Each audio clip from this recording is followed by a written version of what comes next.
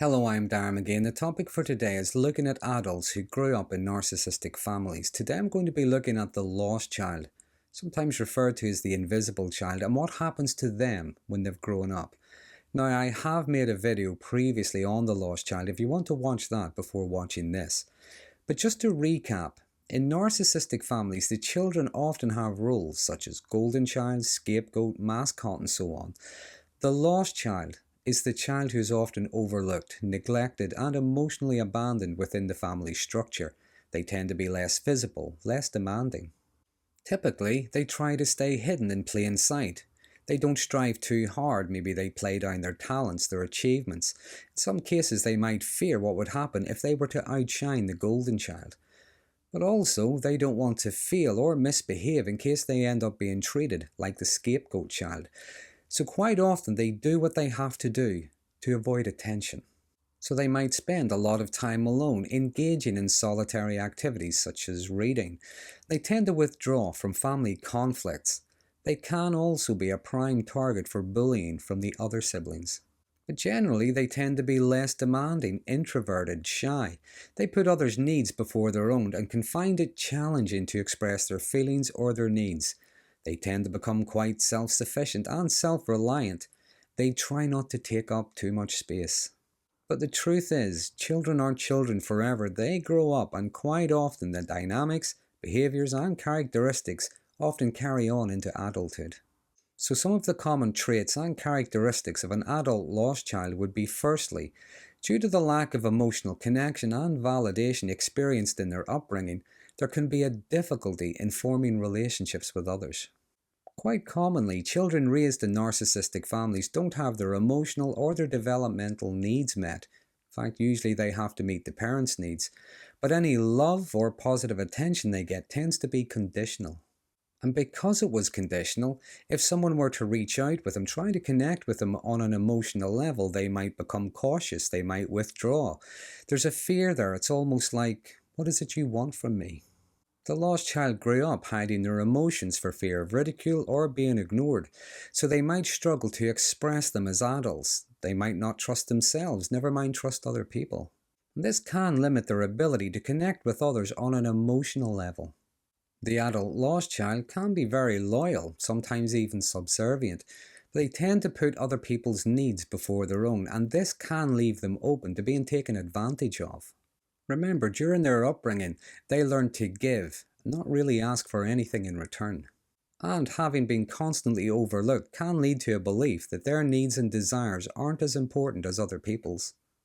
As adults, they might become quite self-sacrificing, selfless. They can be very generous with their time, with their resources, but to the point where this can be quite self-defeating.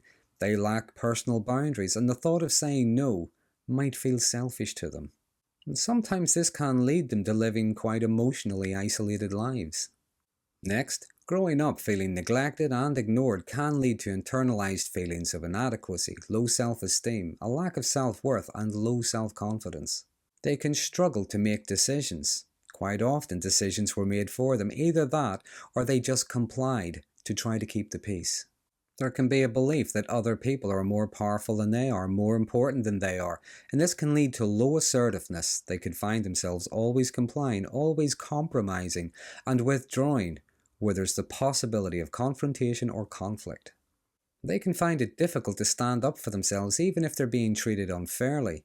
It's like authority figures are there to be obeyed. It hurts less if you don't argue back. They can find it difficult to assert themselves, to express their thoughts or their feelings, their boundaries even. Now, that being said, if they do have to express themselves, as adults, lost children might approach difficult conversations, difficult situations, almost in a business-like manner, and to others it might seem as if they're cold, distant, or impersonal. Next, growing up, their talents, achievements were either maybe ignored or ridiculed, so fearing the negative attention, they learn to hide away. They either give credit to others or allow others to take credit for their work. Sometimes they could find it difficult to accept their own talents, achievements, successes. Again, not really liking the attention, they prefer to stay hidden in plain sight. Next, because the lost child learned to be self-reliant, self-sufficient, they learned to give and not ask for anything in return. As adults, they could find it difficult to ask for help whenever they need it.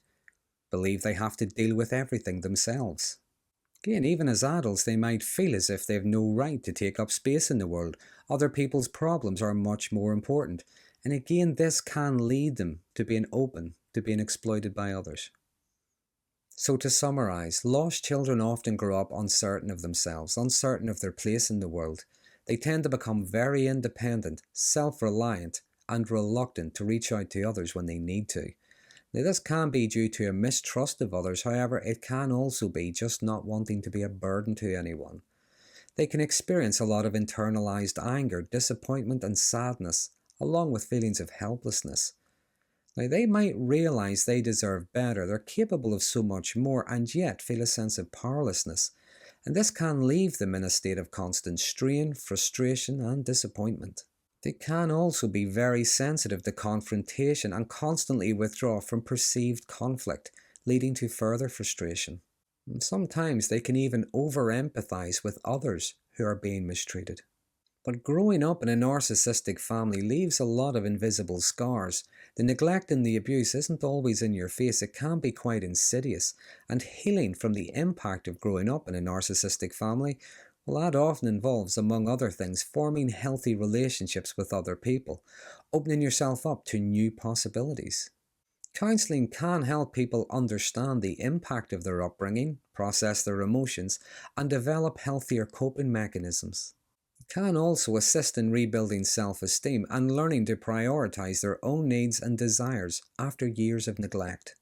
And maybe recovery begins with recognising maybe you do deserve to take up a bit of space, you are capable of more, maybe you do deserve better.